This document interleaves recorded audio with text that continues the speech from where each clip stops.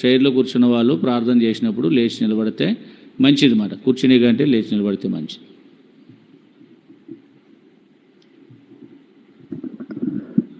ప్రేమగల మా తండ్రి, మమ్మల్ని ప్రేమించిన మా ప్రియమైన ప్రభువా, శాశ్వతమైన ప్రేమతో ప్రేమిస్తూ విడువక మా ఎడల కృప చూపుతున్నారు. దేవా నీకు వందనాలు. ఓ మా తండ్రి, ఆత్మతో సత్యముతో ఆరాధించినట్లుగా మీరు మాకు సహాయపడుతూ వచ్చారు. నీ యొక్క కృప మాకు తోడుంచారు. దేవా నీకు వందనాలు. తిరిగి దేవా బల దగ్గరికి వస్తూ ఉన్నాము. మీరే మాతో మాట్లాడుతూ రండి. దేవా, లోతు భార్య అతని వెనుక నుండి తిరిగి ఉప్పు స్తంభం మాయను, చాలా నష్టమును మరి తెచ్చిపెట్టుకుంటూ వచ్చింది. ప్రియమైన తండ్రి, అటువంటి నష్ట జీవితంలోనూ మేము బ్రతకకుండా నీ వాక్యము ద్వారా సరిచేయబడిన వారమై పరిశుద్ధమైన బలలో చేవేలాగిన మమ్మల్ని సిద్ధపరచండి. దేవవాక్యం ఎత్తబడుతున్నప్పుడు దేవా మీరే మాతో మాట్లాడుతూరండి. నీ ప్రజలు యొక్క చెవులు తెరవబడిన వారై, మనస్సును తెరుచుకున్న వారై, మనస్సులో హృదయంలో భద్రం చేసుకునే వారుగా చేయండి. మీ కృప తోడించండి, మీ సహాయం అనుగ్రహించండి. ఓ మాత, నీ యొక్క ప్రత్యక్షత, నీ యొక్క ప్రభావము, నీ యొక్క వెలుగు ఈ స్థలంలో ఉంచండి. ఆత్మదేవుడా మీరే మాట్లాడండి. మేము కాదు మాట్లాడేది, మీరు మాట్లాడండి. సాయం చేసి పెట్టండి ప్రభువా. యథార్థమైన జీవితంతో, యథార్థమైన ప్రవర్తనతో ఓ మా తండ్రి నీ బలలో చేవేసే భాగ్యం మాకు ఇవ్వండి. కృప చూపించండి. బయట ఉండే ప్రతి గందరగోళము, డిస్టర్బెన్స్ నుంచి మమ్మల్ని తప్పించండి.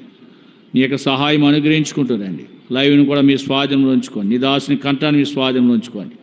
యేసు నామములో వేడుకుంటున్నాం తండ్రి, ఆమేన్.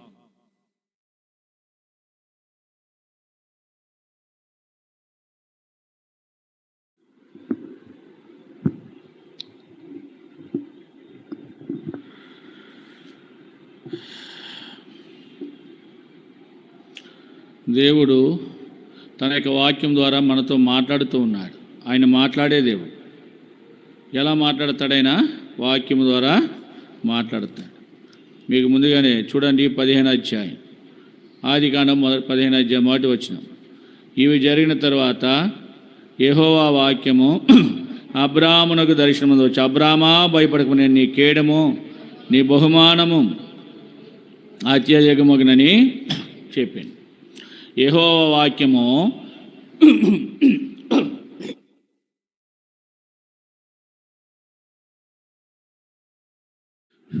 యెహోవా వాక్యము మాట్లాడేదిగా ఉంది. వాక్యం మాట్లాడుతుంది. వాక్యము ఏదనుకుంటారు? వాక్యము ద్వారా దేవుడు మాట్లాడతాడు. ఆదికాండం యోహాను సువార్త 1:1, ఆది యందు వాక్యం ఉంది, వాక్యము దేవుని యొద్ద ఉండెను, వాక్యమే దేవుడే. వాక్యమే దేవుడు. అంటే వాక్యం ద్వారా దేవుడు మనతో మాట్లాడుతున్నప్పుడు వాక్యం మనం ఏం చేయాలి? సాత్వికముతో అంగీకరించి ఆ వాక్యానికి లోబడి ఉండాలి. లోబడి ఉండాలి. అప్పుడే మన జీవితంలో ఆత్మీయమైన మేలులు పొందుకోగలము. లోబడకపోతే పొందలేం. సరే, ఇక్కడ మనము చదువుకునే ఈ భాగంలో లోతు, ఈయన ఎవరసలే లోతు అని మనము చూస్తే, లోతు అబ్రహాము సహోదరుని కుమారుడు. అబ్రహాము సహోదరుడు అంటే తన అబ్రహాముకు మరి తమ్ముడే ఇక్కడ కావచ్చు, అన్నయ్యే కావచ్చు. చూడండి 31వ వచనంలో, తెరాహు తన కుమారుడగు అబ్రాహామును అతని కుమారుడు అనగా హారాను కుమారుడగు లోతును తన కుమారుడుగా అబ్రాహాము భార్య శారా కోడల్ని తీసుకుని కనానుకు వెళ్ళుటకు కల్దీల ఊరను పట్టణంలో ఉండి వారితో కూడా బయలుదేరి హారాను మట్టుకు వచ్చేది. తెరాహుకు కుమారులు ఉన్నారు. ఆయన వంశావళి గురించి 27వ వచనంలో రాశాడు. అబ్రహాము, నాహోరు, హారాను. బహుశా అబ్రహాము పెద్ద కొడుకు కుమారుడు కావచ్చు. తర్వాత నాహోరు, హారాను. అంటే దాదాపుగా 3 కుమార్తెల గురించి ఇక్కడ ప్రస్తావించలేదు. అయితే హారాను కుమారుడు ఎవరంటే లోతు, అంటే అబ్రహాం యొక్క తమ్ముని కుమారుడు. సరే, ఇప్పుడు అబ్రహాం గురించి మనం మాట్లాడుకోము, కానీ లోతు ఎవరో తెలుసుకున్నాం. తెరాహుకు మనవడు, అబ్రహాముకు కుమారుడు. ఒక్క మాటలో చెప్పాలంటే తెరాహుకు మనవడు, అబ్రహాముకు కుమారుడు. అలాంటి వ్యక్తి లోతు ఎంత మరి మంచివాడంటే అబ్రహాము ఎక్కడికి పోతే అక్కడికే వెళ్ళిపోతాడు. ఈయన కూడా అబ్రహాము దేవుడు పిలిచినప్పుడు చెప్పాడు, ఏమని? ప్రభు రమ్మన్నాడు, నేను వెళ్ళాలి, ఆయన సర్వశక్తి గల దేవుడు, ఆయన నాతో మాట్లాడుతూ వచ్చాడు, గొప్ప జనముగా చేస్తానన్నాడు తన భార్యతో చెప్పినప్పుడు ఈ మాటలు లోతు కూడా వింటూ వచ్చాడు. విని నేను కూడా నీతో వస్తానని చెప్పి లోతు కూడా ఏం చేశాడు? అబ్రాహాముతో వచ్చేసాడు. కానీ విచారం ఏమిటంటే వారు కలిసి జీవించలేకపోతూ వచ్చారే కానీ ఎందుకు కారణం ఏంటంటే మనం చూస్తే ఇక్కడ ఎన్నో అధ్యాయం అంటే అబ్రాహాము చెప్తూ వచ్చాడు. చూడండి 13వ అధ్యాయంలో మనం చూస్తే ఇక్కడ లోతు అబ్రహాము వారిద్దరు ఏం చేశారు? కలిసి వచ్చారు, బాగానే ఉంది. ఇప్పుడు 7వ వచనము 13వ అధ్యాయం 7వ వచనం చూడండి. 6, 7 వచనం చదవండి, లేక 6, 7 వచనాలు. వారి కలిసి నివసించుటకు ఆ ప్రదేశము చాలకపోయినది, ఎందుకనగా వారి ఆస్తి వారు కలిసి నివసించలేనంత విస్తారమై ఉండేను. ఇప్పుడు వారు కలిసి జీవించడానికి ఆ ప్రదేశము ఏం చేయలేదంట? చాలలేదు.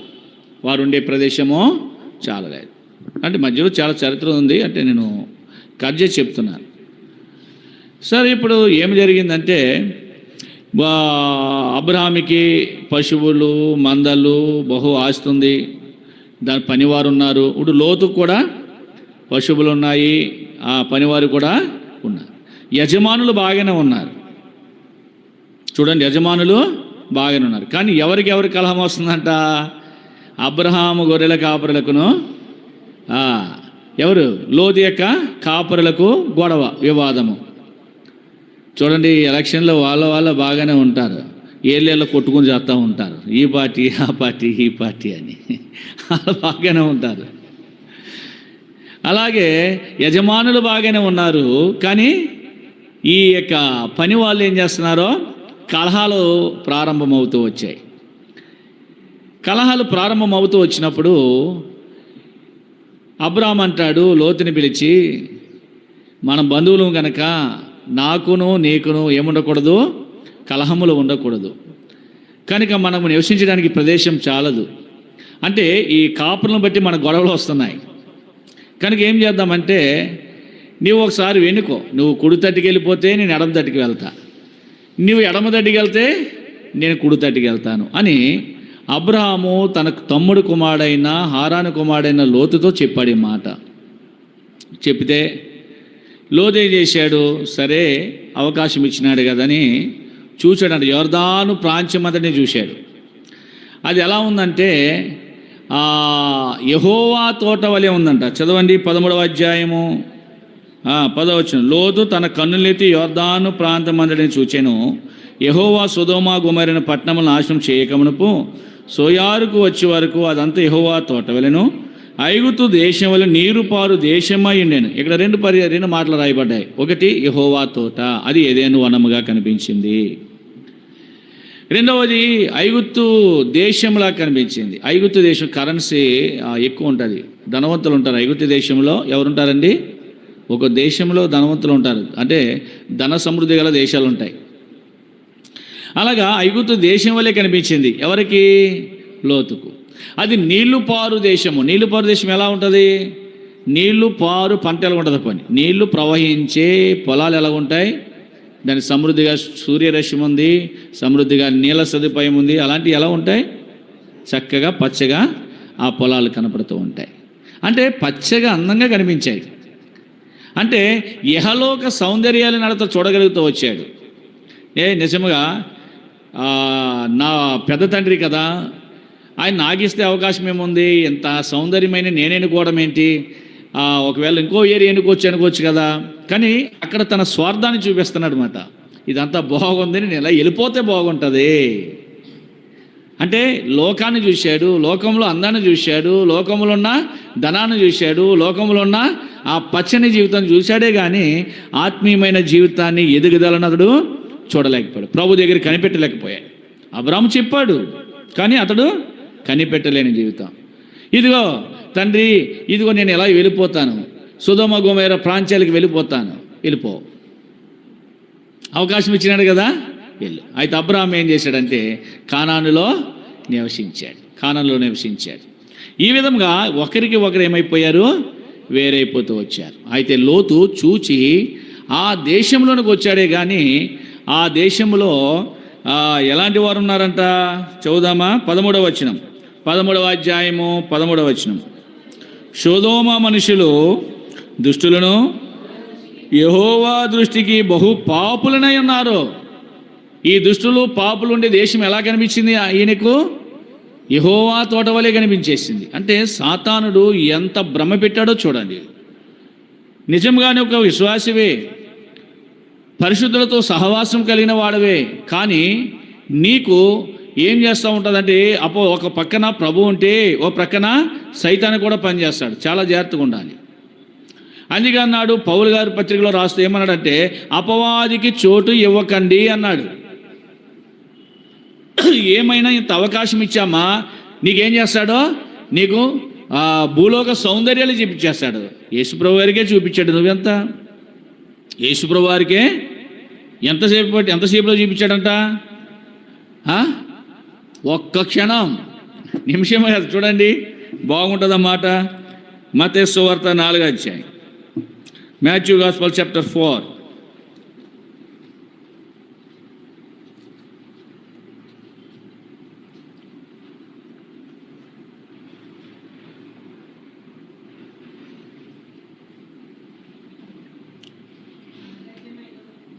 ఎన్నో వచ్చినమ్మా? 5వ వచనమా? లేదు అది కాదు. అదే చదవండి. కాదు, భూలోక 8వ వచనం చదవండి. 8వ వచనం.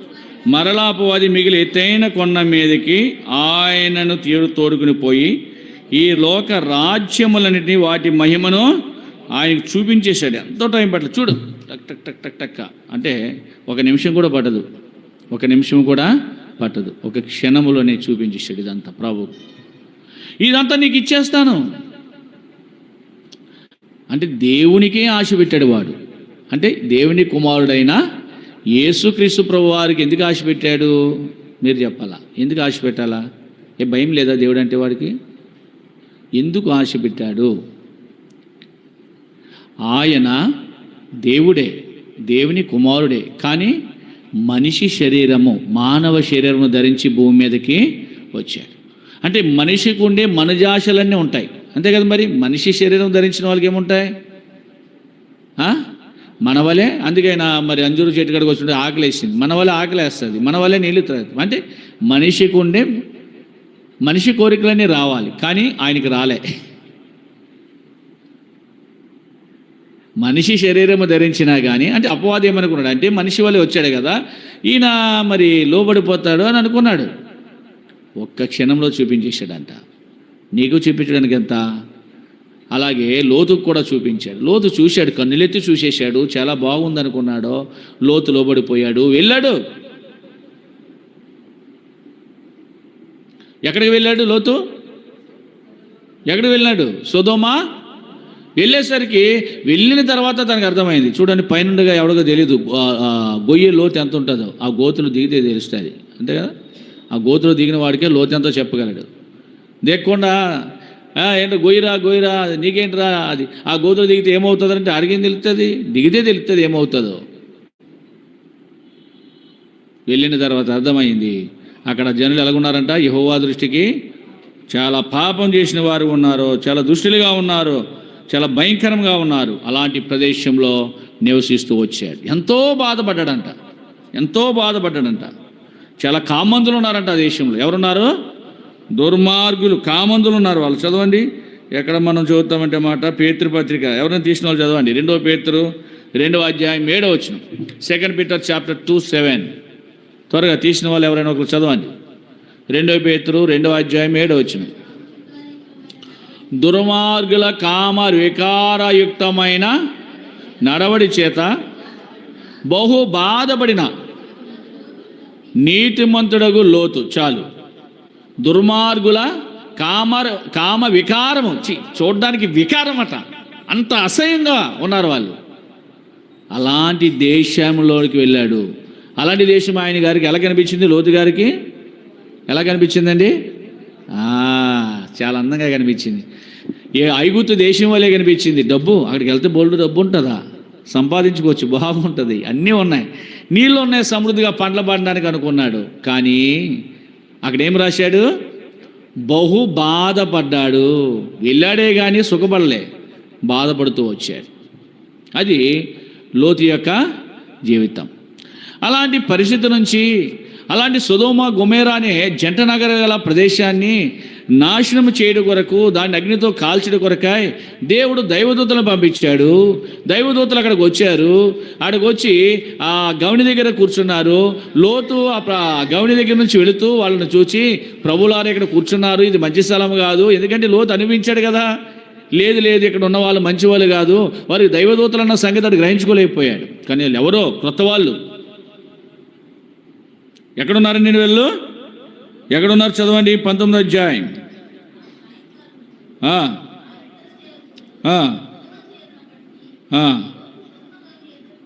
లోతు ఎక్కడ కూర్చున్నాడంట? గవని దగ్గర, గేటు కాడ కూర్చున్నాడు. గవని అంటే అదే, సొదొమ గవని దగ్గర కూర్చున్నాడు. ఇలా ఎవరు వచ్చారు అక్కడికి? ఎవరు వచ్చారు? సాయంకాలం మందు దేవదూతలు వచ్చారు. ఎంతమంది? 2 ఏంజల్స్, 2 దేవదూతలు అక్కడికి వచ్చారు. లోతు గవని దగ్గర కూర్చున్నాడు. కూర్చొని ఏం చేశాడంట? వారిని ఎదుర్కొన్నాడు. లేచి సాష్టాంగా, వీళ్ళు ఎవరో బాగున్నారు, చాలా బాగున్నారు దేవదూతలు. ఎలా ఉన్నారంటే వీళ్ళు, వారి యొక్క స్వరూపం ఎలా ఉంటుంది? దేవదూతల స్వరూపమో తెలీదా మీకు? దేవదూతల స్వరూపం ఎలా ఉంటుంది? మెరుపు. ఎలాగా? మెరుపు ఎలా ఉంటుంది? అలా మెరుస్తున్నారు. వారి బలం ఎలా ఉంటుంది? వారి బలం ఎంత? ఒక దూత ఎంతమందిని లేపేసింది? 1,85,000 మందిని. ఎంతమంది అండి? చాలా బలం, మామూలు బలం కాదు అది. ఆయన్ని ఇప్పుడు తీయించలేను. చాలా శక్తి గలవాడు ప్రభుదూత. ఆ దూత వేసుకునే వస్త్రాలు ఎలాంటివి? హిమమంతా ధవలముగా ఉన్నాయి. ఎలా ఉన్నాయంటండి? హిమం కంటే మంచు కంటే అందంగా ఉన్నాయి. అలాంటి క్వాలిటీస్ ఉన్నాయి దూతలకు. అవి ఎంతగా కనిపించారు. వీళ్ళు ఎవరో వస్తున్నారు, ఇక్కడేమో దుర్మార్గులు, కామ వికారంతో ఉంటారు, వీళ్ళతో మాట్లాడదామని తెలియకపోయినా పరుగున వెళ్ళి ఎదుర్కొని సాగిలిపడి నమస్కారం చేశాడంట వాళ్ళకి. చూడండి, వాళ్ళు ఎవరు తెలియకపోయినా ఏం చేశాడు? సాగిలిపడి నమస్కారం చేసి ఏం చెప్పాడు? ప్రభులారా, నా ప్రభులారా, దయచేసి మీ దాసుని ఇంటికి రండి, కాలు కడుక్కోండి, పెందరగడ లేచి మీరు వెళ్ళొచ్చు. నడివీధుల్లో వాళ్ళు ఏమంటారు? అలా కాదు, మేము నడివీధిలోనే ఉంటామంటారు. లేదు, నడివీధిలో ఉండవద్దని వారిని బలవంతం చేసి ఇంటికి తీసుకెళ్ళాడు. ఆ ఇంట ప్రవేశించి వారికి విందు చేశాడు, పొంగని రొట్టెలు కాల్చాడు, భోజనం పెట్టాడు. చూడండి, లోతు తెలియకనే, మీకు అర్థమైందండి? తెలియకనే ఎవరికండి? దైవదూతలను బ్రతిమాలి బలవంత పెట్టి ఇంటికి తీసుకెళ్ళి వారికి ఏం పెట్టాడు? తెలిసినా మనం పెడతామా భోజనం? మనకెందుకు భోజనం పెట్టాం? అడుగుతాడు ప్రభు, అడుగుతాడు, ఏమంటాడు? నేను ఆకలిగా ఉన్నాను, భోజనం పెట్టావా అంటాడు. ఏం చెప్తావు? సేవకుడు చెప్పాడు ప్రేమ చేయమని, నేను చేయలేదు, అలా మౌనంగా ఉన్నావు. అప్పుడు అంటాడన్నమాట, ప్రభు నేను నీకు ఎందుకు పెట్టలేదని అంటాడు. నాలంటాడు, పలానా రోజున పలానా టైంలో సేవకుడు ఎన్నిసార్లు హెచ్చరించాడు, ఒక్కసారైనా కానీ నువ్వు ఆ యొక్క మందిరంలో ప్రేమ మీద జరిపించావా? నువ్వు ఏం సమాధానం చెప్తావు? నువ్వు తెలియకుండానే, చూడండి, తెలియకుండానే ఏం చేశాడు ఈయన? దేవదూతలకు అబ్రాహాము ఆతిథ్యం చేసినట్టుగా లోతు కూడా ఆతిథ్యం చేసి భోజనం పెట్టాడు. దేవదూతలకే భోజనం పెట్టాడు ఆయన. అంటే దుర్మార్గుల దేశంలో అతడు ఉన్నాడు, కానీ అతడు దుర్మార్గుడు కాడు. లోతు గురించి ఏం రాశాడు? నీతిమంతుడు, కానీ మోసపోయాడు. లోతు చూసేసరికి యెహోవా తోట వలె కనిపించింది. రెండవది ఐగుప్తు దేశం వలె కనిపించింది. నీరు పారు పచ్చని ప్రదేశం వలె అది కనిపించింది. వీటిని చూసి మోసపోయాడు. జాగ్రత్త, కళ్ళతో చూసి చూడండి. ఆ పచ్చకాములో వచ్చిన వాడికంట ఈ లోకమంతా ఎలా కనబడుతుందంట? పచ్చగానే కనబడుతుంది. జాగ్రత్త. ఈ లోక సంబంధమైన దృష్టితో చూసావా, లోకము నిన్ను ఏం చేస్తుంది?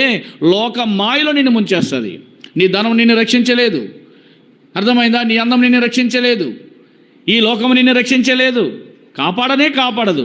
ఈ దృష్టితో ఎప్పుడు చూడకూడదు. దైవ దృష్టితోనే ఉండాలా, దైవ దృష్టి కలిగి ఉండాలా. అబ్రహాము దైవ దృష్టి కలిగి ఉన్నాడు కనుకనే ఎక్కడ పోయినా ప్రార్థన పూర్వకంగానే వెళ్ళేవాడు, ప్రభుని అడిగేవాడు, ప్రభు నడిపించేవాడు. ఈయన అలా లేడు. ఏం చేశాడు? వెళ్ళిపోయాడు అంతే. ఎన్నుకున్నాడు, వెళ్ళిపోయాడు. ఎంతో బాధపడుతూ వచ్చాడు, ఎవరికో చెప్పుకోలేకపోతున్నాడు. దేవునితోనే మాట్లాడుతూ వచ్చాడు, ప్రభా నేను చాలా పొరపాట్లు చేసినాను, అన్నీ రాయలేదు కానీ అనుంటాడు, ప్రార్థన చేశాడు. అందుకే నేరుగా దూతలు వచ్చి ఎవరు కనిపించారు? అక్కడ రోజు కనిపించారు, భోజనం పెట్టాడు. సరే, ఏమి రొట్టెలు కాల్చాడంటే అక్కడ పొంగని రొట్టెలను కాల్చాడు. కాల్చి భోజనం పెడితే దైవదూతలే భోజనం చేశారంట. కారణం ఏంటి?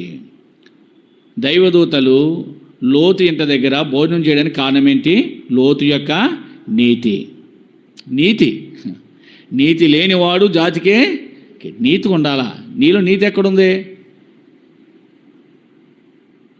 నీతి యావత్తు జరగాలి. నీతిమంతుడని ప్రభు చెప్తున్నాడు. అందుకే మనము నీతిగా తీర్చబడాలని రక్షణ అనేది దేవుడు ఎలా ఇచ్చాడు? ఉచితముగా ఇచ్చాడు. చదవండి, రోమా 3:24 అనుకుంటా, త్వరగా చదవాలి. రోమిలి రాసిన పత్రిక 3వ అధ్యాయం 24వ వచనం. కాబట్టి నమ్మువారు ఆయన కృపచేతనే క్రీస్తు యేసు నందలి విమోచనము ద్వారా ఉచితముగా నీతిమంతులుగా తీర్చబడుతున్నారు. ఉచితముగా నీతిమంతులుగా ఏం చేయబడుతున్నారు? తీర్చబడుతున్నారు ఉచితముగానే. ఎవరు వీళ్ళు? నమ్మేవారు ఉచితముగా నీతిమంతులుగా తీర్చబడుతున్నారు. ఈ యొక్క అంటే నీతి అనేది ఎలాంటిదంటే ఉచితము, కొనేది కాదు. అది ఎలా దొరుకుతుంది? నమ్ముట ద్వారా. ఎవరిని నమ్మాలా? ఎవరిని? నమ్ముకొనుము యేసు ప్రభుని నెమ్మది నొందేదావు నమ్మకు ఈ లోకము. దేవుని నమ్ముడు ద్వారా. లోకాన్ని నమ్ముడు ద్వారా నీకు నీతి దొరకదు. లోకాన్ని నమ్మాడు, లోకం బాగుందనుకున్నాడు, వెళ్ళాడు, ఏం పొందాడు? బాధలు అనిపించాడు, ఎంతో బాధపడుతూ వచ్చాడు. అలాంటి ప్రదేశానికి దైవదూతలు వచ్చారు, చెప్పారు మేము పలానా. ఇప్పుడు పరిచయం భోజనం చేసిన తర్వాత పరిచయం చేసుకున్నారు. ప్రభు దగ్గర నుంచి వచ్చి, బాబాయ్ ప్రభు దగ్గర నుంచి వచ్చారా ప్రభులారా, చూడండి తెలియకుండానే ఎంత గౌరవం చేశాడు. నేను ఒక ఆయన ఫోన్ చేశాను, ఎరా అయ్యి బాబోయ్ ఇదేం మాటరా బాబు, ఎరా ఏంటి? ఒక సేవకుడు ఫోన్ చేస్తే ఆ తర్వాత క్షమించండి నాకు తెలియదు గమ్ముని, తెలియదు ఆయనకి వాస్తవానికి ఆ నెంబర్స్ అంత గుర్తుండదు, ఆయనకి ఆ పేర్లు కూడా తెలియక ఏమన్నాడో తెలియక అంతే. కానీ తెలియకుండానే వీళ్ళని ఎంత ఏమని సంబోధించాడు? ప్రభులారా, ఏమయ్యా ఏమమ్మో ఎక్కడి నుంచి వచ్చారని అడగొచ్చు కదా వాళ్ళని. ఏమన్నాడు? ప్రభులారా అంటే అర్థం ఏంటి? మమ్మలను జాగ్రత్త. తెలియకుండానే అన్నాడన్నమాట, అర్థమైందా? తెలిసిన వాళ్ళుగా చేసేది తెలియకుండానే మనం ఏం చేయాలా? చక్కగా సంబోధించాలా ఎవరితో అయినా కానీ. ప్రియమైన దేవుని పిల్లలారా, ప్రియమైన సహోదరుడా, ఇక్కడ చెబుతూ వచ్చారు, మేము ప్రభువును పంపించినాడు, ఈ సొదొమ గొమొర్రాను నాశనం చేస్తున్నాం కనుక నీకు ఎవరైనా మరి నీతో వచ్చే వాళ్ళు ఉంటే, వాళ్ళు ఎవరైనా రక్షించబడే వాళ్ళు ఉంటే వారితో చెప్పు, వాళ్ళని తీసుకుని వెళ్ళిపోదామంటే లోతు అనుకున్నాడు ఆ ఊరిలోనే ఎవరో ఇద్దరు మరి తన కుమార్తెలు పెళ్లి చేయాలని కొంతమందిని సెలక్షన్ చేసుకున్నాడు. వాళ్ళు కొంత నీతిగా ఉండొచ్చు, లేదంటే ఊరికనే లోతు వారు సెలక్షన్ చేసుకోడు. వాళ్ళ దగ్గరికి వెళ్ళాడు, అల్లుళ్ళ దగ్గరికి వెళ్ళాడు. వెళ్ళి మీరు నా కుమార్తెలు చేసుకుంటారు కదా, దేవుడు ఈ సొదొమ గొమొర్రాను కాల్ చేస్తాడంట, నాశనం చేస్తాడంట, మీరు వచ్చేసేయండి, మా ఇంటికాడ దైవదూతలు ఉన్నారు అని చెప్తే వాళ్ళు ఎవరు కూడా ఏం చేశారంట? ఎగతాళి చేసినారంట. వాళ్ళు ఏం చేశారంట? పోరా ముసలోడా, నీ పిల్లని ఎత్త ఇచ్చావు కానీ ఎక్కడ నాశనం అవుతుంది, ఈ సొదొమ గొమొర్రా ఎక్కడ కాలిపోతుంది, పో ఎగతాళి చేశారు. ఏదాలు చేస్తే మరలా వచ్చాడు. వచ్చి ఇంట్లో ఉండేసరికి ఊరు వారందరూ ఎలా వచ్చారంట? దొమ్మిగా వచ్చేసారంట. ఊరు వారందరూ వచ్చేసారు, తలుపులు కొడుతున్నారు, లోతు లోతు తీ. ఏమీ కారణమో ఎవడో చెప్పాడు, ఒరే వాళ్ళ ఇంటికి వచ్చారు దైవదూతలు, చాలా బ్యూటిఫుల్. ఎలా ఉన్నారు వాళ్ళు? చాలా అందంగా ఉన్నారు వాళ్ళు. దైవదూతలని కాదు, ఎవరో వచ్చారు, చాలా బాగున్నారు, మెరిసిపోతున్నారు రోయ్. చూడండి, సారా గురించి అతని దగ్గర ఉన్న పనివారు అక్కడ రాజుతో చెప్పగానే రాజు ఏం చేశాడు? సారాని ఇంటికి తెప్పించుకున్నాడు పొగడగానే. అలాగే వీళ్ళ పొగడగానే ఒకరికొకటి తెలిసిపోయింది, ఊరంతా తెలిసిపోయింది. వచ్చేసారు తలుపు, లోతు తలుపు తీశాడు. ఏమంటారు? తలుపు తీయగానే వాళ్ళు ఏమంటారు? ఏరి నీ దగ్గరికి ఇద్దరు మనుషులు వచ్చారు, వాళ్ళు మాకు అప్పగించాయి. లోతు ఎంత అంటే, లోతు నీతిమంతుడిగా చేయబడ్డానికి కారణం ఆ పరాయి దేశంలో ఉండి లోతు యొక్క నీతి ఏంటో తెలుసుకోండి. మీరు ఒకసారి జాగ్రత్తగా వినండి. లోతు నీతి ఏం రాశాడు? 2 పేతురు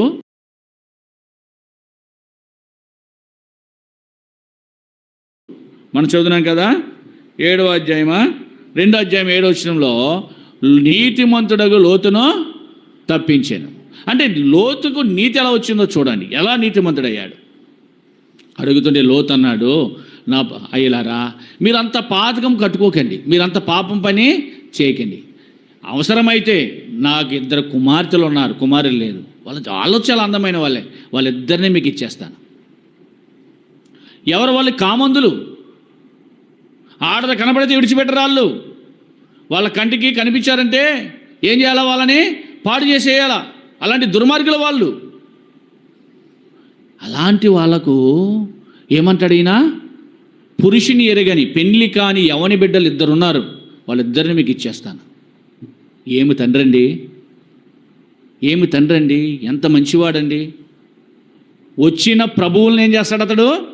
వచ్చిన పరదేశులను కాపాడతాడు, ఇంటి వారిని ఏం చేస్తాడో అది క్రైస్తవ జీవితం అంటే.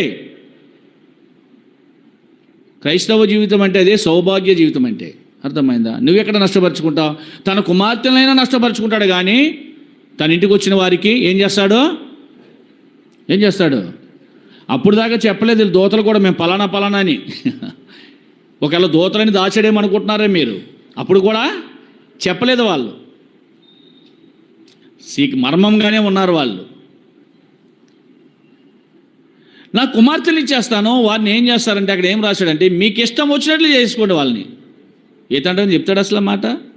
బాబోయ్ నా కుమార్తెలు మిమ్మల్ని చేర్చుకున్నందుకు వాళ్ళు మా ఇంటి మీద కూర్చొని పొండి అని వాళ్ళని ఏం చేస్తారో తన కుటుంబాన్ని రక్షించుకుంటాడు. ఈనాడు నీ జీవితం ఏంటి? ప్రభు బల్ల దగ్గరికి వస్తున్నావు, ప్రతి వాడు కూడా తన సొంత కార్యములనే చూస్తున్నాడు, కానీ ఇతర కార్యాలు చూడలేకపోతున్నాడు. అట్టి జీవితంలో నువ్వు ఉన్నావా? అట్టి జీవితంలో ఉంటే ప్రభు బల్ల దగ్గర నువ్వు రాకు. తన 2 కుమార్తెలను కూడా చేయడానికి ఇష్టపడ్డాడు. అదే లోతులో ఉన్న నీతి. అందుకే దేవుడు నీతిమంతుడు అన్నాడు లోతు గురించి. అయితే దూతలు ఏం చేశారు? ఇవన్నీ వింటున్నారు. వెంటనే దూతలు ఏం చేశారంట? లోతును పట్టుకున్నారు, చేయబట్టుకుని లోన లాగేసి తలిపేసేసి, ప్రభు వీళ్ళందరికీ కనుమబ్బొచ్చుగా కానీ చెప్పగానే వాళ్ళందరికీ కండుసుకుపోయిందంట వచ్చిన వాళ్ళందరికీ. అప్పుడు అర్థమైంది, అప్పుడు చెప్పారు దూతలు. అప్పుడు దాకా లోతుకు తెలియదు వాళ్ళ దగ్గర శక్తి ఉందని, వాళ్ళ దగ్గర పవర్ ఉందని. లోతు గారికి కూడా బ్రతిమాలుతున్నాడు, ఏమని? ఇలారా అంత పాదకం కట్టుకోవద్దు, నా 2 కుమార్తెలను ఇచ్చేస్తాను, మీరు ఏం చేసుకుంటారో నువ్వు ఇస్తావని నీ దగ్గర నీదే దాచుకుంటావు. ఏదైనా ఉంటే నీ దగ్గర ఉండాలా. ఎదర వ్యక్తి పాడైపోయినా పర్లేదు, వాళ్ళు నాశనం అయిపోయినా పర్లేదు, వాళ్ళని ఎదురుకుండా ఆకలితో చచ్చిపోయినా పర్లేదు, అలా చూస్తావంతే. అర్థమైందా? మందిరం శిథిలమైపోయినా పర్లేదు అంటాడు. మందిరము పడి ఉండగా సరంబి వేసిన గృహాల్లో సంతోష సమయమే అంటాడు. ఏంటంటే మనమే అడ్జస్ట్ అయిపోతాం. ఎలా అడ్జస్ట్ అవుతాం తెలుసా? దేవుడికి తెలుసు కదా మన బాధలన్నీ. ఏమంటామండి? ఎందుకు తెలియదండి? దేవుడికి అంతా తెలుసు. ప్రకటన గ్రంథం 2వ అధ్యాయం 10వ వచనంలో ఏమన్నాడు? నీ శ్రమను నీ దరిద్రతను నేను ఎరుగుతాను, నాకు అంతా తెలుసు. దేవుడికి తెలియకుండా పోలేదు. కానీ లోతు ఎంత త్యాగమూర్తి అండి. అయినా దైవదూతలు చూశారు, లాగేసి వాళ్ళందరికీ కనుమోపు కలిగేశారు. ఇప్పుడు వాళ్ళకి కనుచూపు కనపడతలేదు ఎవరికని, ద్వారం కనపడతలేదు, కొట్టుకుంటుంటే గుద్దుతున్నారు. అలా గుద్దుతుంటే చేతులు ఏం చేస్తున్నాయి?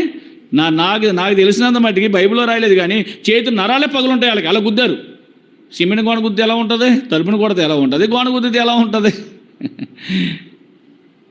కానలేక ఎవరికడికి విసిగిపోయారంట. అప్పుడు చెప్పారు దూతలు, పలానా ఈ దేశాన్ని మేము ఏం చేస్తున్నాం, నాశనం చేయబోతున్నాం. అయ్యి బాబాయ్, భయం వేసింది. ఎవరికి? లోతు గారికి భయం వేసింది. దేవుడి దూతలకు భోజనం పెట్టాను నేను. ఎంత భాగ్యవంతుడండి, ఎంత భాగ్యవంతుడు. అర్థమైందా? ప్రభు దూతలకే తెలియకుండా ఏం పెట్టాడు? తెలిసినా పెడుతున్నాం మనం, చెప్పండి. తెలిసినా పెడుతున్నామా? తెలిసినా పెడతామా? ఎవరన్నా దేవుని దాసులు ప్రైజ్ లేడన్నా జాగ్రత్తగా వెళ్ళరా అన్న పెట్టమని కాదు, ప్రైజ్ లేడన్నా జాగ్రత్తగా వెళ్ళరా అన్న. ఈ రెండే నేర్చుకున్నాం కదా, ప్రైజ్ లేడన్నా జాగ్రత్తగా వెళ్ళిరా అని చెప్పి. తెలియకనే తెలిసినా నువ్వు చేయలేకపోతున్నావు. తెలియకనే ఏం చేశారు వీళ్ళు? ప్రభు దూతలకు. అందుకే దేవుడు అతను తప్పించడానికి ఇష్టపడ్డాడు ఆ దుర్మార్గుల మధ్య నుంచి. అయితే చెప్పాడు, మీరేం చేస్తారంటే, అంటే నేను కట్ చేస్తున్నాను, నీవు నీ కుమార్తెలు నీ భార్య కలిసి ఏం చేయాలా? వెళ్ళిపోండి. అక్కడ ఒక పర్వతం ఉంది, ఆ పర్వతం దగ్గరికి వెళ్ళిపోండి. మీరు వెళ్ళే వరకు మేమేం చేయలేం, దీని మీద అగ్ని కురిపించి దీన్ని పూర్తిగా కాల్చేస్తాం. వెళ్ళేటప్పుడు ఒక కండిషన్, వెనుదిరిగి చూడొద్దు చెప్పేశాడు. చదవన మాట 19వ అధ్యాయం ముగించుకోవడం త్వరగా రండి. ఆదికాండము 19వ అధ్యాయము 17వ వచనం లేక 15 వచనం చదవని ముందు. తెల్లవారినప్పుడు ఆ దూతలు లోతును త్వరపెట్టి, లేమో, ఈ ఊరి దోష శిక్షలు నశించిపోకుండా నీ భార్యను ఇక్కడున్న నీ ఇద్దరు కుమార్తెలు తీసుకుని రమ్మని చెప్తే అతడు ఏం చేస్తాడంట? తడవ చేస్తున్నాడంట. అంటే కొంత ఆలోచన చేస్తున్నాడు, తడవ చేస్తున్నాడు. చూడండి, తడవ అంటే నిర్లక్ష్యం అన్నమాట. అది ఓ పక్కన దేవుని దూతలు అంత ఖనితంగా చెప్తుంటే తెల్లవారిపోయింది. రాత్రి నుంచి ఈ స్టోరీ తెల్లారిపోయింది. వాళ్ళు రాత్రి చేసేయాలి ఇదంతా, పడుకున్న వాళ్ళు పడుకున్నట్టు కాలిపోవాలి కదా, తెల్లారిపోయింది. తడవ చేస్తామంటయ్యా లేలే అని చెప్తుంటే తడవ చేస్తాడు. ఇంకా దూతలు ఇంకా వాళ్ళు సీరియస్ అయిపోయారు. ఎలా సీరియస్ అయిపోయారంటే, వాళ్ళు యెహోవా వారి మీద కనికరం చూపించాడు కనుక వాళ్ళని ఏం చేయలేకపోయారు. అప్పుడే దేవుని యొక్క కనికరం వారి కుటుంబం మీద ఉంది కనుక ఇప్పుడు ఏం చేశారు తెలుసా? చేతులు పట్టుకున్నారంట దేవుని దూతలు. తన కుమార్తెలి లోతు భార్య చేతులు పట్టి బయటికి లాగేశారు. రండి ఇంట్లో. ఏమనుకున్నారు మీరు? వెళ్ళమంటే వెళ్ళరంటే మీరు? లోతు ఇంట్లో నుంచి ఏం చేశారంట? వెళ్ళిపోవయ్యే, ఇక్కడ నాశనం చేస్తామంటే. ఎందుకంటే వాళ్ళు వెళితేనే కానీ ఆ పట్టణాన్ని నాశనం చేయడానికి లేదు. ఆ నీతిమంతులు తప్పించడానికి దూతలు వచ్చారు.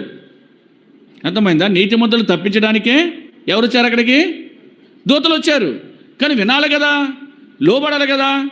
చూడండి, తడవ చేస్తున్నాడు. చేతులు పట్టుకున్నారు, బయటికి లాగేశారు. అది అక్కడ పర్వతం ఉంది, అక్కడికి వెళ్ళిపోండి. నేను ఎందుకు చెప్తున్నాను వినండి. ఆ పర్వతం దగ్గరికి వెళ్ళిపోండి అంటే ఈయన మళ్ళా చాయిస్ కోరుకుంటున్నాడు. ఏమని? లేదు, ఆ పర్వతం వద్దు. ఎక్కడికి వెళ్తాం? సోయారుకి పోతాం. ఆ గ్రామం చిన్నది, ఆ చిన్న గ్రామానికి వెళ్ళి, ఆ పర్వతానికి నేను వెళ్ళలేను అన్నాడట. ఆ పర్వతానికి నేను వెళ్ళాను. ఏం చేస్తారు మరి? ఎవరొకరు కమిట్మెంట్ కావాలా? చెప్పాడు, ప్రభు చెబితేనే ప్రభు దూతలు చెప్తారన్నమాట. అర్థమైందా? దేవుడు ఇస్తేనే ఆ వర్తమానము దేవుని దాసులు మీకు అందిస్తారు. మీరేమనుకుంటారు? ఈయనే కదా చెప్పాడు, ఈయన ఎప్పుడు ఇలాగే అంటాడు కదా. ఇక్కడ వాక్యం అంతా చెప్పాను కదా, వెళ్తా గేటు తగిలిచ్చి వెళ్ళిపోతారు వీళ్ళు. వెళ్తే ఎక్కడ తుప్పట్టేసింది కదా గేటు, ఆ గేటు వల్లే ఉంటుంది మన జీవితం కూడా. తుప్పట్టేసింది చూశారు, గేటు తుప్పు తినేసింది బాగా. అలా చూస్తామంతే, తుప్పట్టేసిందని. ఎవరో వచ్చి చేయాలా? సేవకుడు చేయాలి. సేవకుడికి అకౌంట్స్ ఉన్నాయి కదా, సేవకుడు తీసుకొచ్చి చేస్తాడు. అది మనం నేర్చుకున్నది. తుప్పట్టేసింది గేటు, నేను ఎందుకు చేయకపోవాలి? భారం లేదా నీకు? భారం లేదా?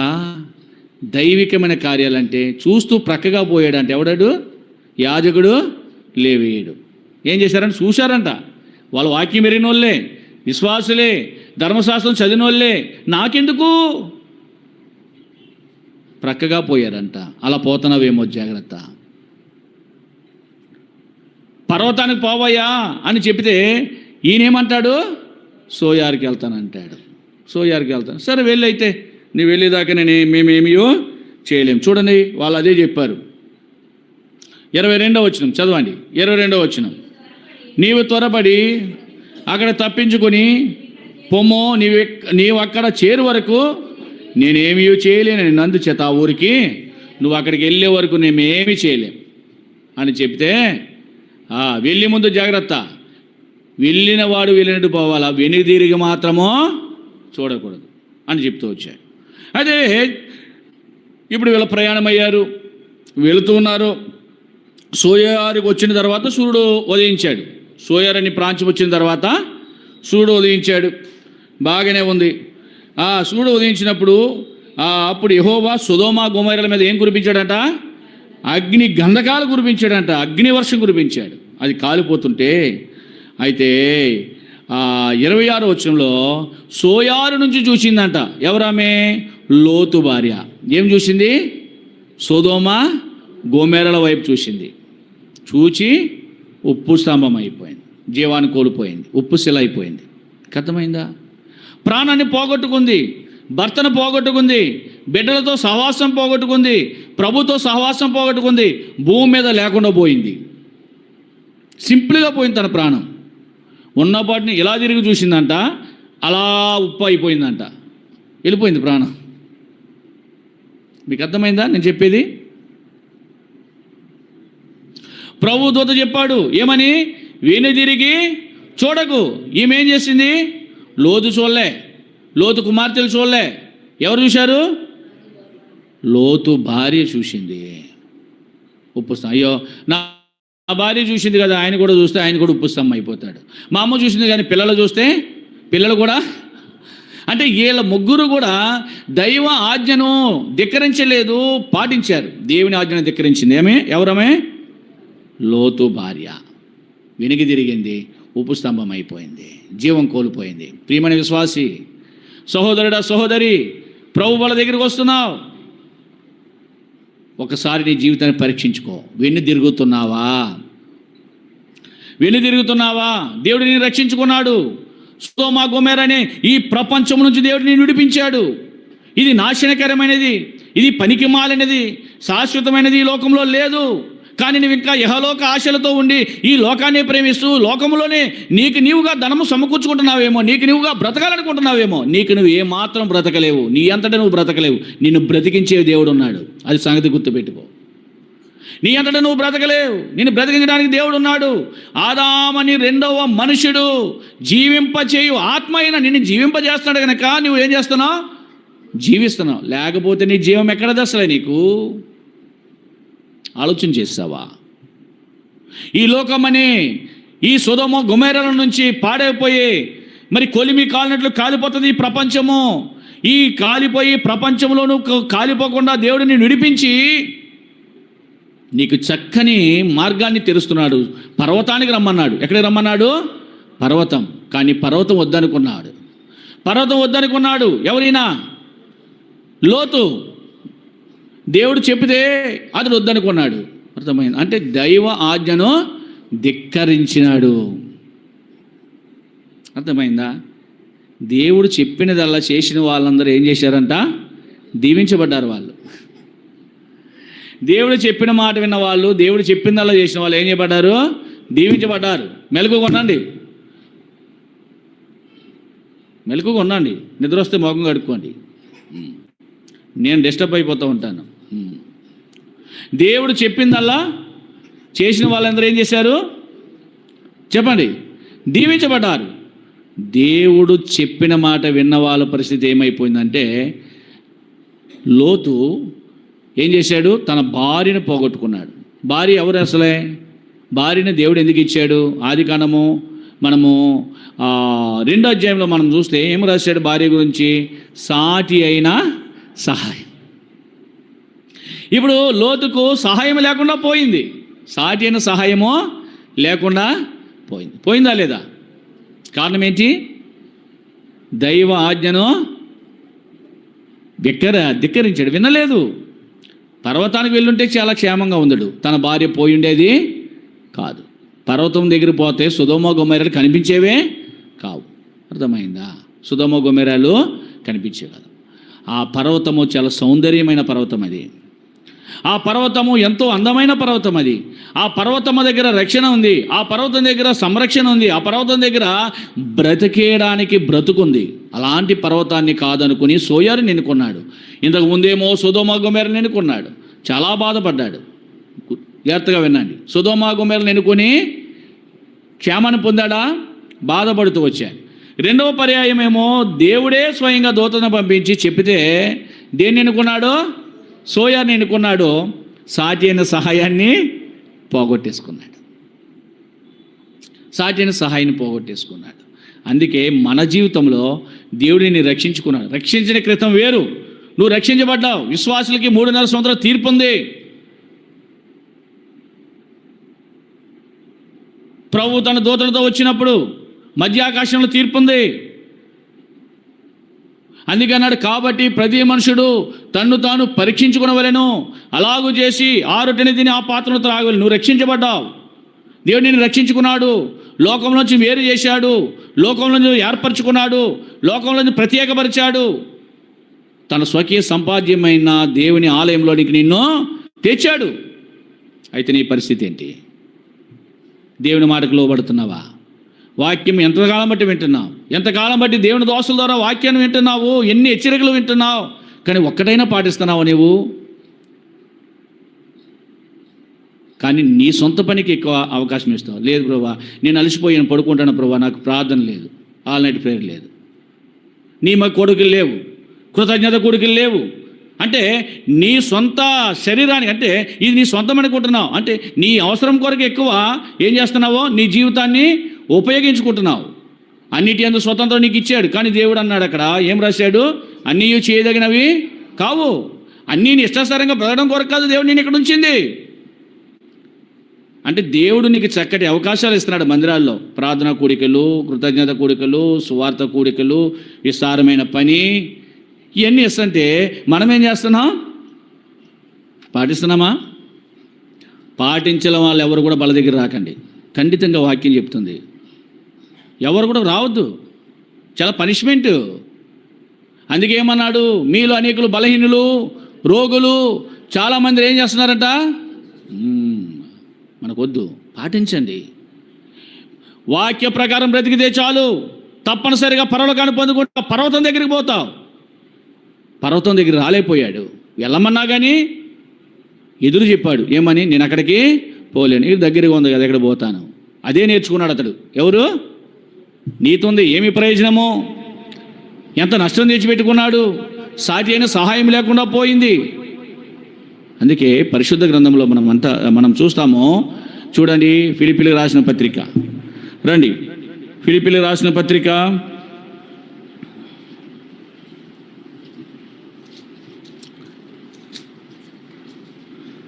3వ అధ్యాయం. ఫిలిప్పీలకు రాసిన పత్రిక 3వ అధ్యాయం 13వ వచనం. సహోదరులారా, నేను ఇదివరకే పట్టుకొని ఉన్నానని తలంచుకొనను, అయితే ఒకటి చేయుచున్నాను, వెనుక ఉన్నవి మరచి ముందున్న వాటి కొరకై వేగిరపడుచు అంటాడు. వెనుక ఉన్న సంగతులు నువ్వేం చేయాలా? వెనుక ఉన్న జీవితం మర్చిపోవాలి. ఇంకా అదే జీవితంతో ఉంటే ఎలా? నువ్వు ఇంతకుముందు నువ్వు ఒక వ్యభిచారివి, దేవుడు నిన్ను రక్షించుకున్నాడు. ఇంతకుముందు నువ్వు త్రాగుబోతువు, దేవుడు నిన్ను రక్షించుకున్నాడు. ఇంతకుముందు నువ్వు ఒక జోదగాడువు, దేవుడు నిన్ను రక్షించుకున్నాడు. ఇంతకుముందు నువ్వు ముసలమ్మ ముచ్చలతో బ్రతికిదాను, దేవుడు నిన్ను రక్షించుకున్నాడు. వెనుకున్న జీవితం అది నీది. పౌలు గారు అన్నాడు కదా, వెనుక జీవితం ఏంటైంది? చదవండి, తిమోతికి రాసిన మొదటి పత్రిక 1 తిమోతి చాప్టర్ 1 12-13 వచనాలు. పూర్వము దోషకుడను, హింసకుడను, హానికరుడు. చాలు. పూర్వం ఎలాంటి వాడు? వెనుక ఉన్న జీవితం ఏంటి? దూషణ, హింస, హాని. ఏ మాత్రం ఆయనలో మంచి లేదు. అలాంటి పౌలు అంటాడు, వెనుక ఉన్న నా జీవితాన్ని నేనేం చేస్తున్నానో మర్చిపోయింది. మళ్ళీ జ్ఞాపకం వస్తుందా? మర్చిపోవడం అంటే అర్థం ఏంటి? మరలా నీకు జ్ఞాపకము రాదిక. మర్చిపోవడం అంటే అదే. కొన్నిసార్లు చూడండి, ఏదో చెప్పినాను మర్చిపోయాను అంటాం కదా. మర్చిపోవడం అంటే ఏదైనా చెప్పినప్పుడు ఎవరైనా జ్ఞాపకం చేసినప్పుడు జ్ఞాపకం వస్తుందేమో, కానీ ఈ మర్చిపోవడం అన్న పదానికి జ్ఞాపకం అనేదే ఉండదు. మర్చిపోవాలా? ఏంటి? వెనుక ఉన్న నీ జీవితము. నీ ఎలాంటి వాడిని, ఎట్లాంటి వాడిని, ఎక్కడ వాడిని, ఎలాంటి దాన్ని దేవుడిని రక్షించుకొని ఎక్కడ తెచ్చాడు, ఎక్కడ చేర్చాడు, ఆ సంగతి మర్చిపోవాలా. అయితే లోతు భార్య ఏం చేయలేకపోయింది? మరువలేకపోయింది. వెనుకున్న జీవితం మరవలేకపోయో. మంచి ప్యాలెస్ కట్టుకున్నానో, మంచి ఇల్లు కట్టుకున్నానో, నేను అనుకుంటాను బైబిల్లో రాయలేదు కానీ సామాన్లు ఉన్నాయి అన్న, ఏమైపోతుంది అసలు? సొదొమ గొమొర్రా లోకాశల్లో పడిపోయింది. అయ్యో చాలా అక్కడ దాసి వచ్చాను, ఏంటది ఆ బంగారం అలాంటివి కొంచెం దాసి వచ్చాను, అసలు దేవుని దూతలు అవి తీసుకునే అవకాశం కూడా ఇవ్వలేదు, చేతి బయట లాగేశారు పొమ్మని. వాళ్ళ వస్తువులు వాళ్ళు తీసుకునే టైం కూడా ఇచ్చారా? లేదు. సడన్గా వచ్చారు, చెప్పారు, బయట లాగేశారు అంతే. ఆశతో చూసింది, ఒకవేళ వెళ్ళి తెచ్చుకుందామా కాలిపోయి ముందు అనుకునేమో, కానీ జీవాన్ని కోల్పోయింది. జీవాన్ని కోల్పోయింది. నువ్వు దేన్ని ఆశిస్తున్నావు ఈ లోకంలో? ఇహలోక ఐశ్వర్యాన్ని నువ్వు ఆశిస్తే, ఇహలోక ఐశ్వర్యాన్ని నువ్వు అనుభవించు, తప్పేమీ లేదు. సంపాదించుకో, తిను, త్రాగు. యేసుప్రభువు వారు నేర్పింది ఏంటి? నేడు అనుదినాహారము నేడు మాకు దయచేయి. అంటే నీకు తిండికి బట్టకి లోటు లేకుండా ప్రభు నీకు సహాయం చేస్తున్నాడు. ఇచ్చిన దేవుని ఏం చేయాలా? ఇది నాకు ఇచ్చావని ఇచ్చి మనం కనపరచాలా, అది మనం నేర్చుకోవాలా. ఇచ్చిన దేవుని ఇచ్చి మనము దేవుని మహింపరచాలా. వెనుక ఉన్నది నువ్వు ఇంకా మరవలే, వెనుక ఉన్నది నువ్వు మరవలే. ఒక ధనవంతుడు ఉన్నాడు, అతడు అదే చెప్పాడు, అయ్యో నా ప్రాణమా, అనేక సంవత్సరములు చాలినంత ఏముంది? ఆహారం నీ దగ్గర ఉంది. అంటే వాడు లైఫ్ టైం అట. అనేక సంవత్సరాలు అంటే అర్థం ఏంటి? లైఫ్ టైంకి సరిపడినంత ఆహారం నీ దగ్గర ఉంది. నువ్వు తిను, త్రాగు, సుఖించమన్నాడు. అయితే దేవుడు అన్నాడు, ఒరే ఎర్రోడా, ఏమన్నాడు? రిచ్ ఫుల్, ఎర్రోడా, వెరివాడా, ఈ రాత్రి నీ ప్రాణాన్ని ఏమైపోయింది? ఆ ధనం, ప్రాణం పోయింది, ఏమైపోయింది? నీకు అర్థమైందా?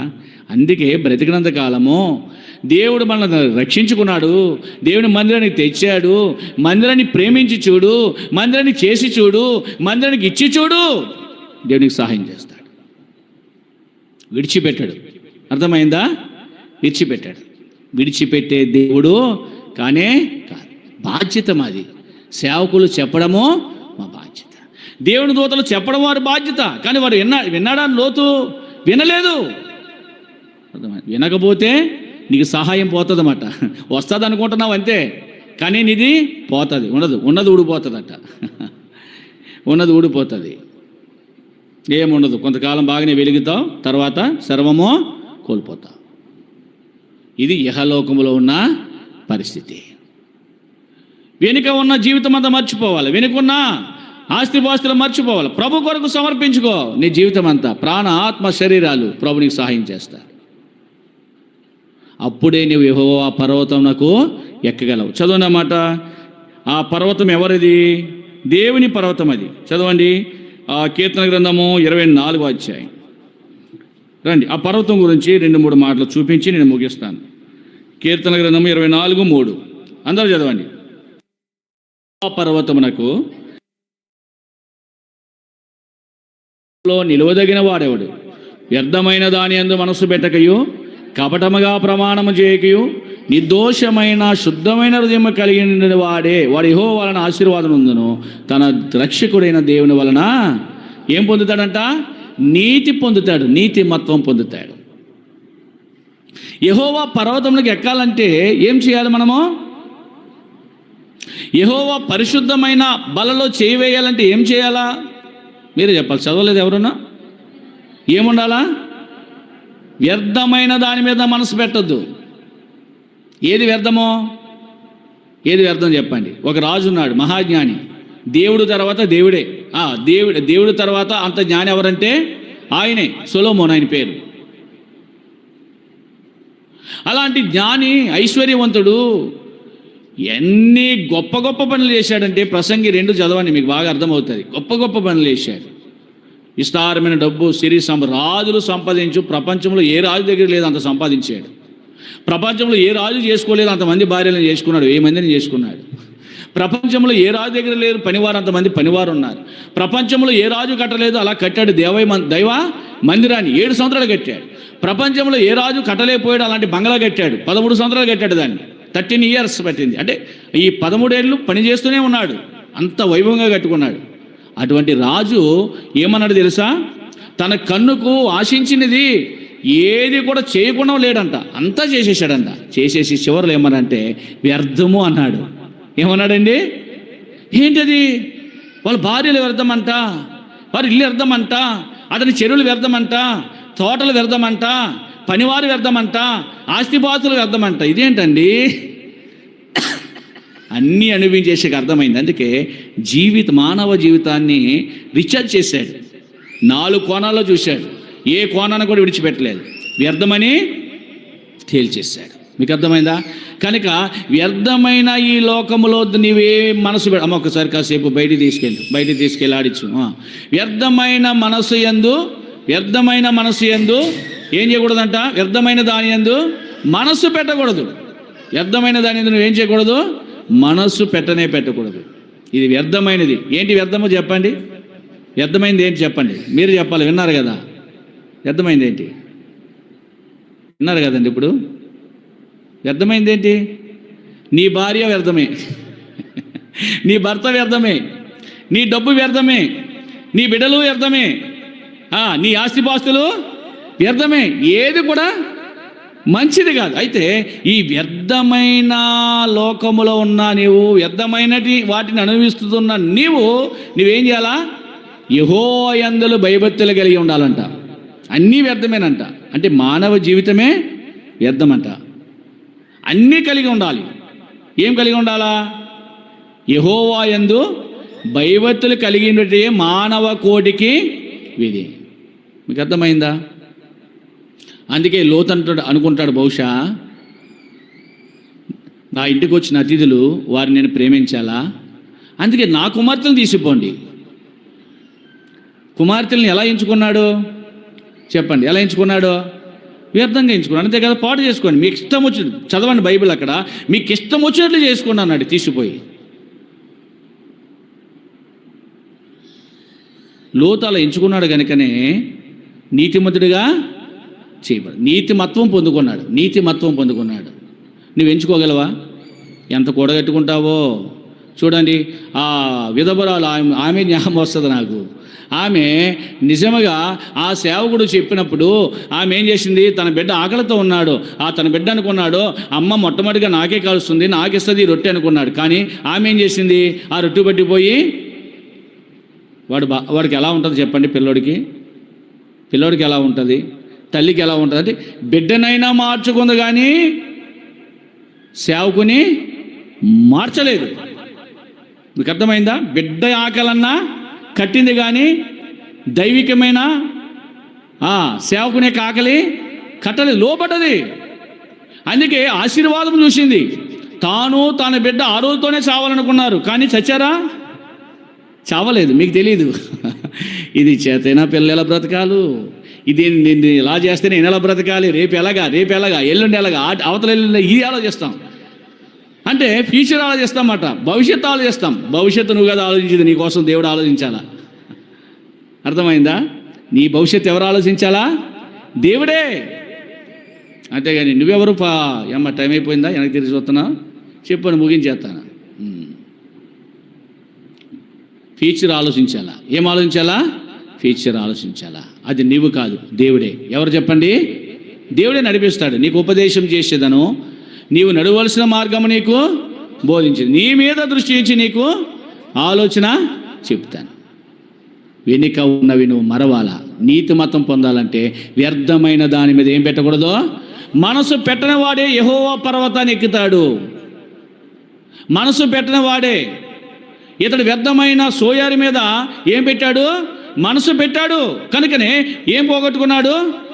సాటి అయిన బాగున్నాయి, నీతి గలవాడే, కానీ ఏం ప్రయోజనము?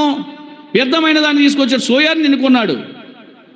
వ్యర్థమైన సొదొమ గొమొర్రాను ఎన్నుకున్నాడు, బాధపడ్డాడు. వ్యర్థమైన సోయారిని ఎన్నుకున్నాడు, భార్యను పోగొట్టుకున్నాడు. ఎంత నష్టమో చూడండి. యెహోవా పర్వతంలోకి ఎక్కాలా. అది ఎవరి పర్వతం? అది మోషే ఎక్కాడండి. మోషే తన మామ మందని మేపినప్పుడు దేవుని పర్వతం అని పేరు పెట్టబడిన హోరేబు ఏం చేశాడంట? ఎక్కాడు. చదవండి ఆ మాట. నిర్గమాకాండము 2వ అధ్యాయం. నిర్గమాకాండము 3వ అధ్యాయం 1వ వచనం. మోషే మిద్యానీ యాజకుడైన ఇతరులను తన మామ మందని మేపుచు ఆ మందను అరణ్యం అవతల తోలుకొని దేవుని పర్వతమైన హోరేబుకు వచ్చాను. ఎక్కడికి వచ్చాడంటే ఇప్పుడు మందను అవతలకు ఏం చేశాడంట? అరణ్యం అవతలకు తోలుకుపోయి ఎక్కడ తీసుకొచ్చాడంట? పర్వతము దగ్గర తీసుకొచ్చాడు. ఎక్కడది? దాని పేరేంటి చెప్పండి? అది ఎవరికి సంబంధించింది? దేవుని పర్వతమైన హోరేబు. అర్థమైందా? దేవుని పర్వతమైన హోరేబు. నువ్వు ఆ పర్వతానికి వెళ్ళవయ్యా, హోరేబుకి వెళ్ళవయ్యా, పర్వతం దగ్గరికి వెళ్ళవయ్యా అంటే నేను సోయరుకు పోతానన్నాడు. నాకు బాధ అంతా ఎక్కడ వస్తుందంటే, చాలా బాధపడాలి ఆ విషయంలో. చిన్న పొరపాటు. పర్వతానికి వెళ్ళుంటే లోతు భార్య ఉప్పు స్తంభం అయి ఉండేది కాదు. ఎందుకంటే ఆ పర్వతం దగ్గర నుంచి అది ఇంకా సొదొమ గొమొర్రా కనపడదు. సోయారు దగ్గరలో ఉంది కనుక కనిపించింది, అందుకే వెన్ను తిరిగింది. లోకం కనబడదు. పర్వతం దగ్గర అక్కడ పరలోకమే. పర్వతం దగ్గర ఏముంటుంది? పరలోకాన్ని చూశాడు ఎవరైనా? మోషే ఆ పర్వతం దగ్గర ఒక వింత చూశాడు. ఎలాంటి వింత అంటే, అది ఒక పొద ఉంది, అది కాలిపోతుందంట, కానీ మాడిపోవట్లేదంట. మీకు అర్థమైందండి? పర్వతం మీద ఓ పొద, ఆ పొద పేరు ఇక్కడ రాయలే, పచ్చని పొద. పచ్చని పొద కాలిపోతుంది కానీ మాడిపోవట్లేదు, అలాగే ఉంటుంది. ఈ వింతేదో చూద్దామని ఈయన మోషే గారు ఆ మందను అలా విడిచిపెట్టి దగ్గర పోతుంటే, మోషే మోషే ఇవ్వబోయ్ మానవ స్వరం. ఏమి వినబడుతుంది అక్కడ? ఒక మనిషిగా మాట్లాడుతున్నారు, స్వరం వినబడుతుంది. అది దైవ స్వరం, అది మానవ స్వరం కాదు, దైవ స్వరమే. మనిషి గొంతుకు వినబడుతుంది. మోషే మోషే. ఎవరిది? ఎవరున్నారు ఇక్కడ? ఎక్కడి నుంచి వస్తుంది ఈ వాయిస్? పొద యొక్క అగ్ని జ్వాలలు, అంటే పొద అలా జ్వాలలు వస్తున్నాయి, అలాగా వస్తున్నాయి జ్వాలలు. ఆ జ్వాలల్లో నుంచి వస్తుందండి ఈ స్వరం, మధ్యలో నుంచి. పొద యొక్క అగ్ని మధ్యలో నుంచి వస్తుందండి ఈ స్వరం. అయితే మోషే భయపడలే. అక్కడ ప్రభు మాట్లాడుతూ వచ్చాడు. నీ తండ్రి అయిన అబ్రహాము దేవుడను, ఇస్సాకు దేవుడను, యాకోబు దేవుడను నా ప్రజల బాధ చూశాను. నీ ముందు నీ చెప్పులు పక్కన పెట్టిది హోలీ ల్యాండ్, ఇది పరిశుద్ధ భూమి, ఇది చెప్పులు తీయించాడు, మోషేని సిద్ధం చేశాడు. అంటే నా భావం ఏంటంటే, పర్వతం దగ్గరికి వచ్చిన మోషే ఏం చూడగలిగాడు? దేవుని యొక్క ప్రత్యక్షతను, దేవుని యొక్క వింతైన కార్యాన్ని చూడగలిగాడు. నీ జీవితంలో కూడా అంతే. పర్వతం దగ్గరికి వస్తే కనుక చాలు. పర్వతం దగ్గరికి వస్తే కాలిపోయేలాంటి శ్రమలు నీ దగ్గర ఉన్నా కానీ నువ్వు మాడిపోవు. మీకు అర్థమైందా? పర్వతం దగ్గర పొద యొక్క వింత ఏంటి? కాలిపోతుందే కానీ, కాలిపోయేలాంటి శ్రమలు నీ మీద పడినా నువ్వేమైపోవు? మాడిపోవు, వాడిపోవు. ఆయన ప్రేమ అద్భుతమైనది. వాడాదే అయ్యా నీ ప్రేమ వాడిపోదయ్యా. జీవితంలో ఎన్ని శ్రమలు వచ్చినా, ఎన్ని ఇబ్బందులు వచ్చినా, అగ్ని లాంటి పరీక్షల మీద పడినా, కాలిపోయి ఇంకేంటి నా జీవితము శిథిలమైపోతుంది అనుకునే పరిస్థితిలో కూడా నువ్వు శిథిలం కావు. కారణం ఏంటి? నువ్వు ఎక్కడున్నావు? పర్వతం దగ్గర ఉన్నావు. పర్వతం దగ్గర వింత ఏంటి చెప్పాలా? ఆ వింత ఏంటి? పొద కాలుతుందే కానీ. అందుకే యెషయా 43లో రాశాడు, నీవు అగ్ని మధ్యన నడిచినప్పుడు కాలిపోవు. చూడండి, షద్రకు మేషకు అబేద్నెగో బాయిలర్లో వేసేసారు, అగ్నిలో వేసేసారు. కాలదంటారా? కాలేదంటారా? వాళ్ళు మాడిపోలేదు, అగ్నిలోనే ఉన్నారు. ఎందుకు కాలుతలేదని కాలుతున్నారు కానీ కాలిన ఏమవ్వాలా? వీళ్ళ శరీరం మొత్తం ఊడిపోవాలా కానీ అగ్నిలోనే ఉన్నారు వాళ్ళు, మంటలు కాలుతూనే ఉన్నాయి. అదండి పర్వతం దగ్గర ఉండే గొప్ప వింత. నువ్వు దేవుని పర్వతం దగ్గరికి వస్తే కనుక సహాయాన్ని నువ్వు పోగొట్టుకోవు, జీవితాన్ని పాడు చేసుకోవు, విని దిరక్కుకు. దేవుడిని రక్షించుకున్నాడు, ప్రభు వాళ్ళ దగ్గర తెచ్చాడు, మందిరాన్ని తెచ్చాడు. ఇంతకుముందు ఏమో ఎలా ఉన్నావో అది మాకు తెలియదు. ప్రభు నిన్ను రక్షించుకున్నాడు, తన స్వకీయ సంపాద్యంలో చేర్చాడు. పర్వతం దగ్గరికి రా, నువ్వు మాడిపోవు. నువ్వేమైపోవు? కాలిపోయే లాంటి శ్రమలు వచ్చినా నువ్వు మాడిపోయే పరిస్థితి నీకు లేదు. ఈ వింతైన దృశ్యాన్ని మోషే చూడగలుగుతూ వచ్చాడు. ఆ తర్వాత ఆయనకు అర్థమైంది, ఎవరికి ఎప్పుడైతే సాటి అయిన సహాయాన్ని పోగొట్టుకున్నాడో, బాబోయ్ ఈ గ్రామంలో నేను ఉండకూడదు అంటారు కదా. సవరం అయితేనే కానీ, సవరం చేసుకుంటాం ఎందుకు, వివరణ ఎందుకు నీకు? సవరం అవ్వకుండానే నువ్వు చూసుకోవాలా. ఏమవ్వకుండా చూసుకోవాలా? సవరము అవ్వకుండానే నువ్వు చూసుకోవాలి. చదవండి మాట, చక్కగా ఉంది. ఆదికాండము 19వ అధ్యాయం. యెహోవా యొక్క పర్వతం యొక్క గొప్పతనాన్ని ఎరుగుతూ వచ్చాడు. చూడండి 30వ వచనం, అందరూ చదవండి. లోతు సోయారులో నివసించడం భయపడి తన 2 కుమార్తెలతో కూడా సోయారుని పోయి ఆ పర్వతమందు నివసించాను. అతడు నా 2 కుమార్తెలను ఒక గుహలో ఎందుకు రావాలి ఇప్పుడు పర్వతం దగ్గరికి? అర్థమైంది, నేను పొరపాటు చేశాను, దైవదూతలు చెప్పారు, నేనేం చేయలేదు, వినలేదు. జీవితాన్ని పాడు చేసుకున్నాడు. వివరం వచ్చింది. ఎక్కడికి వచ్చాడు? ఇప్పుడు ఎక్కడికి వచ్చాడు? పర్వతము దగ్గరికి వచ్చాడు. ఈ సోయారు నాకు వద్దు, భయపడ్డాడంట. బాబు, ఈ సోయారులో నేను ఉండకూడదు, నాశనం ఉంది. సోయారులో ఏముంది? పర్వతం దగ్గరికి వచ్చాడు. ఎంతో క్షేమాన్ని పొందుతూ వచ్చాడు. జాగ్రత్త, నువ్వు పర్వతమైన ప్రభు దగ్గరికి రాకపోతే, ప్రభు దగ్గరికి ఎక్కాలంటే, ఆ పర్వతం ఎక్కాలంటే ఏముండాలా? వ్యర్థమైన దాని యందు మనసు పెట్టకు, కపటంగా ప్రమాణం చేయకు, నిర్దోషత్వం నీలో ఉండాలా. అట్లాంటి వారి రావాలా వాళ్ళ దగ్గరకు. అందుకే కాబట్టి ప్రతి మనుషుడు తను పరీక్ష చేసుకోవాలి.